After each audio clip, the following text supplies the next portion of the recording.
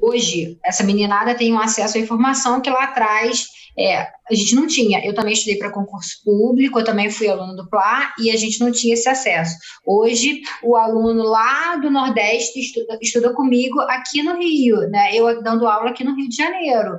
Então, hoje, né, a informação está aí.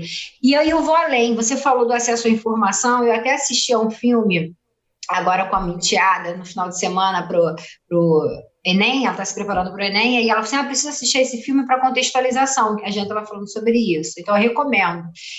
A Que Horas Ela Chega, com a Regina Casé, e fala exatamente desse acesso à informação.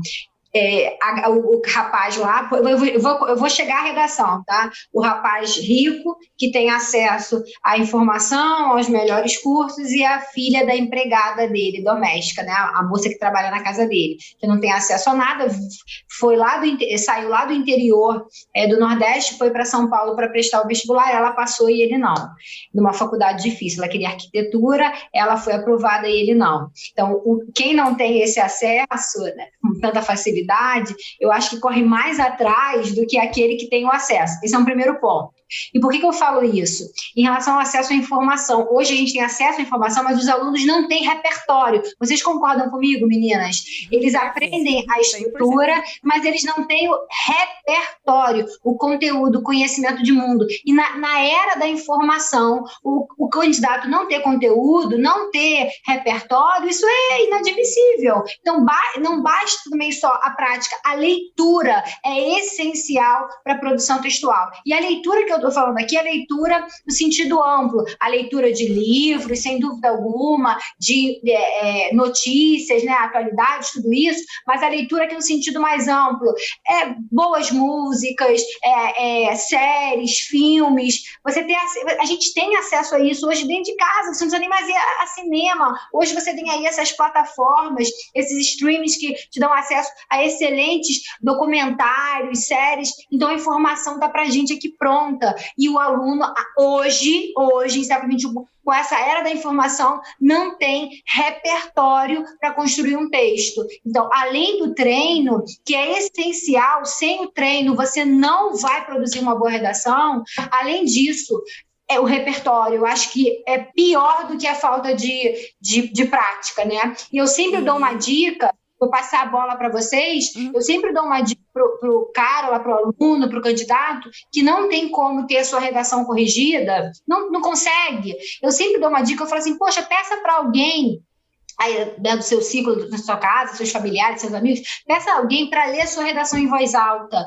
Se alguém lê sua redação em voz alta, você consegue perceber ali uma falha, faltou palavra, faltou coesão, aquela ideia não está clara. Se alguém começa a ler o seu texto e começa ali a titubear, não consegue entender, pode parar, comece de novo o seu texto, refaça o seu texto. Então, a gente consegue uma perfeição, né, uma boa produção, se esforçando com prática, com leitura, conteúdo e se esforçando no sentido de não ter um professor ali para corrigir, mas a pessoa conseguir ver os defeitos da sua redação. Era isso, eu acabei até me enrolando, né? Falando e fui desviando. Mas é porque eu não falando do acesso à informação e isso me mexe um pouco comigo, porque um grande problema hoje, para mim, na redação, é mais do que a forma, é o conteúdo, a falta de repertório. É incrível.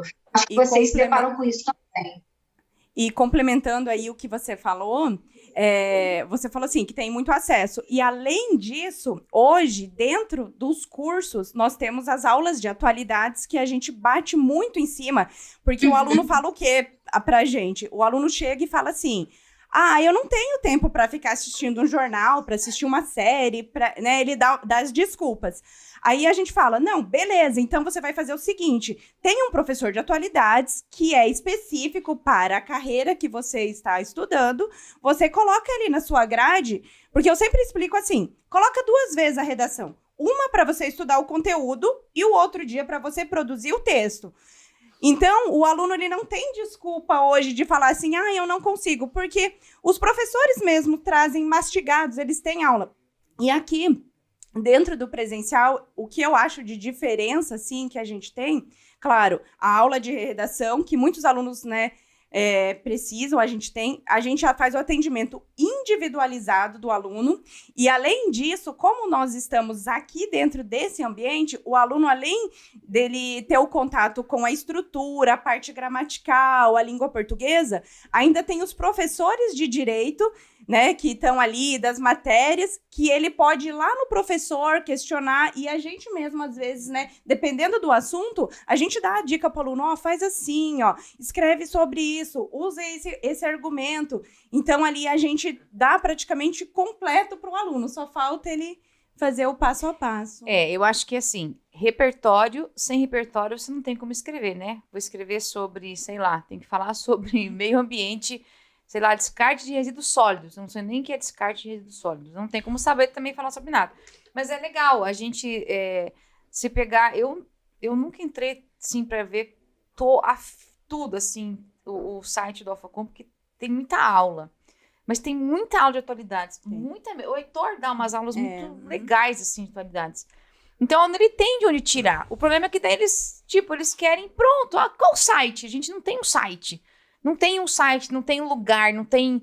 Gente, se tivesse um site, eu ia fazer um site e ficar milionária, porque não tem como você controlar atualidades. São fatos, né? Acontecimentos. E do treino, uma coisa que eu gosto de comparar, claro, isso faz muitos anos, tá? Eu sempre fui, quando eu tinha 10 anos, eu comecei a fazer piano clássico mesmo, dos 10 aos 20 anos, assim, eu fazia aula regular. E eu sempre fui apaixonada, hoje eu não consigo fazer isso. Por que eu não consigo estudar hoje piano clássico? Porque, por exemplo, eu estudar uma peça de Chopin, tá? Ou Mozart, esses grandes nomes, assim, da música. Gente, eu não conseguia estudar música em uma semana. Eu ficava 3 meses para falar assim, não, agora em 3 meses você conseguiu entender a lógica, agora a gente vai melhorar. Eu ficava de 4 a 5 meses para pegar uma peça que você tocava no final em 4 minutos. Eu ficava 4 a 5 meses treinando a mesma peça todos os dias, não era uma vez por semana, eu tinha que treinar todos os dias a mesma peça até eu conseguir terminar a peça e ficar perfeita, porque era muito detalhe. Então, a redação é assim, você tem que ter contato frequente, não uma vez por mês, quando deu vontade, hoje, sexta, deixei pra redação, mas acho que vou deixar pra segunda, que não tô com vontade hoje, não tô inspirado, que não tem que estar inspirado. Imagina chegar o dia da prova, hoje eu não tô inspirado pra fazer, posso fazer amanhã, por favor? Não tem como. Então, tem que aliar, o estudo da redação tem que ser constante, a prática. Prática de escrever, sentar a bundinha na cadeira, vai lá, pega o papel, escreve, e prática de leitura. Eu tenho que ter os dois, né? Eu tenho que ler, eu tenho que ter o contato com conteúdos, e que conteúdos, gente, todos. Quando você tem edital assim, atualidades, vai cair o quê? Qualquer coisa. Pode cair na tua área policial, pode ser que não. Vou dar o exemplo lá da Polícia Penal de Minas Gerais. Caiu a arte como forma de socialização e promoção dos direitos humanos. Quando eu vi a arte, quando eu peguei a prova de arte, eu falei, meu Deus, quem só treinou para ter uma policial, levou uma invertida bonita. Quem é aquele aluno que já tem essa percepção que a atualidade é tudo? Foi muito bem. Tanto teve aluno que mostrou redação, que em vez de falar sobre socialização, falou sobre ressocialização penal. Desviou do assunto. Então, pode cair qualquer coisa. O importante é que você tenha contato com isso. Com as leituras, pode ser livros, pode ser, sei lá, videoaulas, mas tem que ter contato com a leitura e também, claro, com a prática de escrita.